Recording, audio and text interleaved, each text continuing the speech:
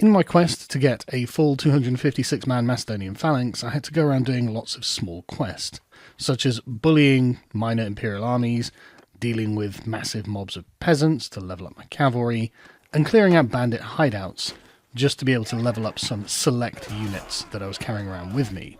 In the course of my adventures, I noticed that there was something of an imperial civil war going on, as another imperial faction, I think it was the Northern Empire, was attacking the Western Empire, whom I was at war with.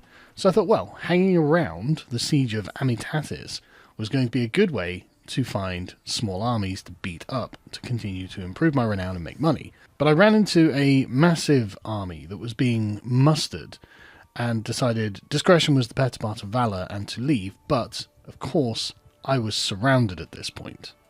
So I got caught on the attack against a larger force by almost 100 men. This meant that I wouldn't be able to take advantage of the defensive capabilities of the Phalanx, and I was outnumbered. So I would have to go and dislodge this superior force from their entrenched position.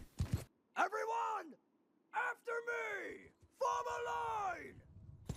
We marched across the length of the battlefield, and what they had done is split their cavalry into 2 units. So I decided to lead my cavalry against one of their divisions with the hopes of, well, destroying it, so we could turn our attention to the other, to give the infantry some kind of cover while they marched up into position.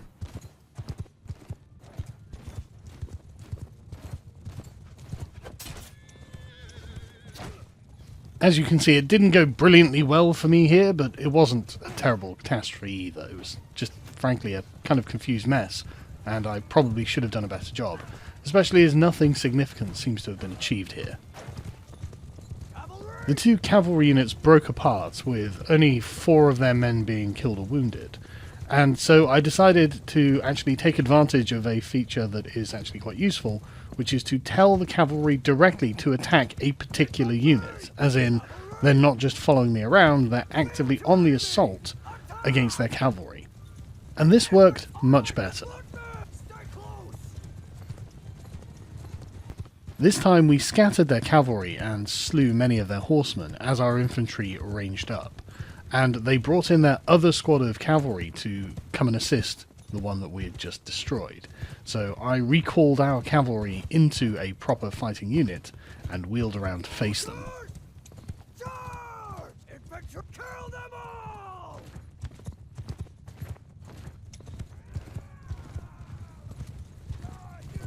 However, these weren't the light skirmish cavalry that we had just seen off with ease. These were in fact quite elite Imperial horsemen, and my own cavalry were not particularly great, I have to admit. They are not quite raw recruits, but they're definitely very middling at best. Not that they aren't giving it their all. And so I was forced to actually rely on the infantry, which I brought up behind, and use them as a wall of pikes to see off the enemy cavalry. But simply, my plan was to minimise casualties. I really didn't want to have to go and recruit more men.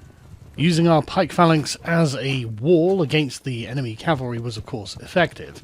Before long we'd reduced them to just their infantry and archers stood on the hill, although this still outnumbered my army considerably. Move forward! Their archers were already beginning to target the cavalry, and I could see that they were on top of a ridge that was guarded by the infantry, so I decided to lead the cavalry on a daring raid around the back to stomp them down before they could do any damage to the phalanxes.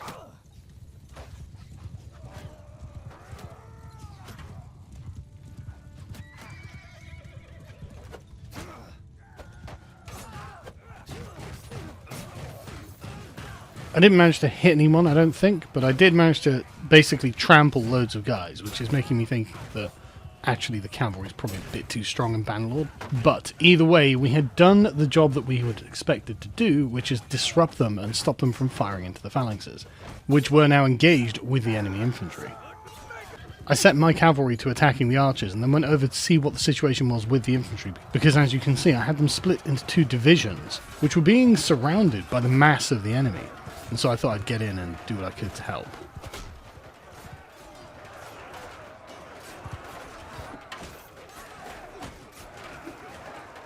The phalanxes looked like they were not only outnumbered, but probably likely to get cut down because of how outflanked they were.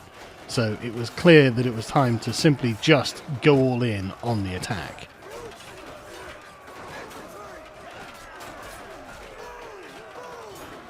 This was, of course, going to increase the number of casualties I was going to take, but if I'm going to be perfectly honest, it was my bad positioning that had led to this outcome.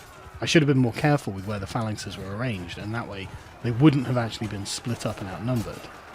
As you can see, the casualties started coming in thick and fast now. This was turning into a bloody grind. I got unhorsed and had to fight my way through the rest of the battle with the infantry on foot. And things weren't looking great.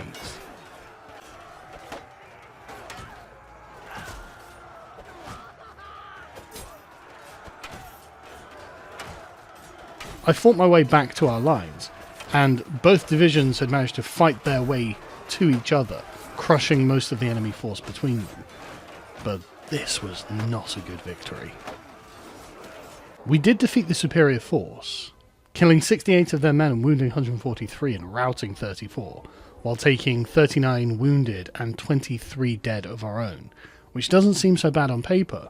But finding elite pikemen to join the phalanx is far more difficult than recruiting basic troops, and this was painful. After this, I decided to extract myself from this war zone, lick my wounds, and scout around the towns looking for more mercenaries.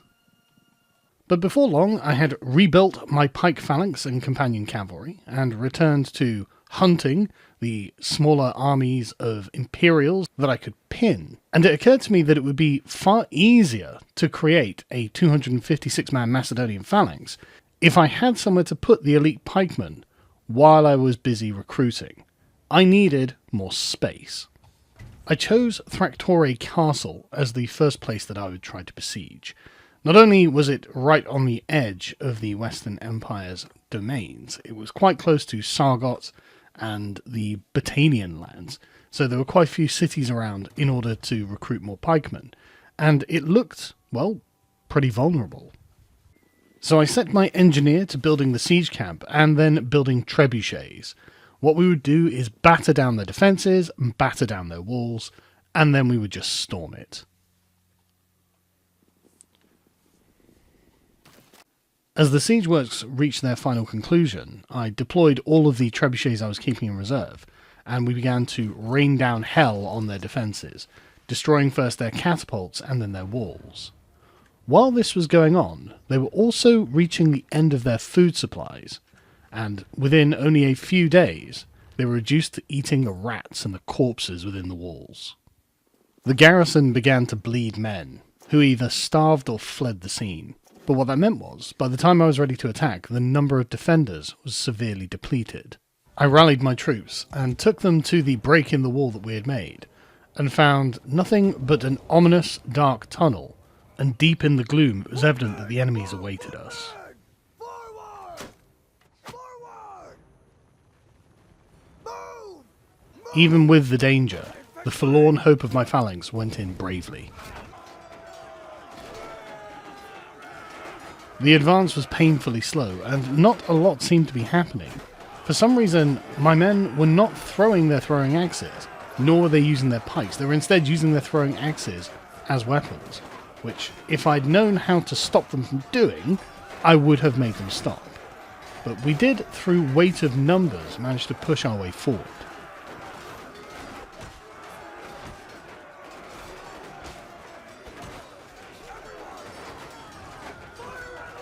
Eventually, though, we pushed our way out into a courtyard where we could actually begin to use our weapons properly against the enemy and start cutting them down. This was another difficult and confused fight where the enemy were just all around us, in between us, and you never knew who was at your back.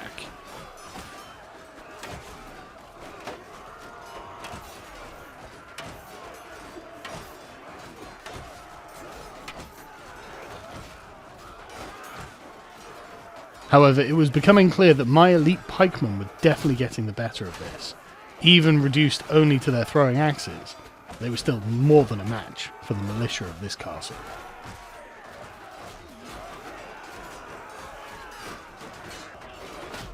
We pushed on, encountering wave after wave of defenders, but it had become clear that the momentum was with us. They couldn't stop us, they weren't able to form a line to hold us, and we battered through them.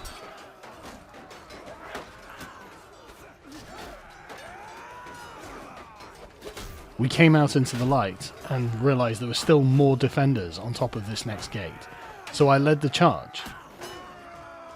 I realised that somehow my men had been set to hold fire, so I told them to fire at will. Not only did my men throw a volley of throwing axes, but suddenly they were finally using their pikes. And with that, the battle was as good as won.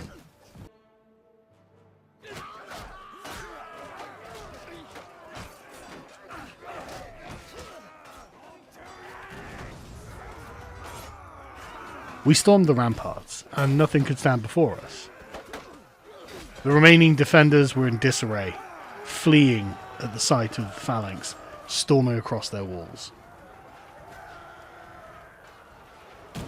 Suddenly, the extra range really made a difference, and we were able to just cut through them like butter.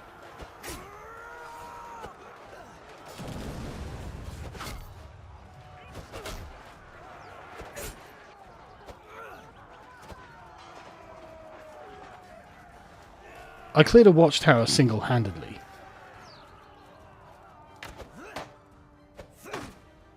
Though I was severely wounded and covered in blood, I was in a battle range, and nothing was going to stop me.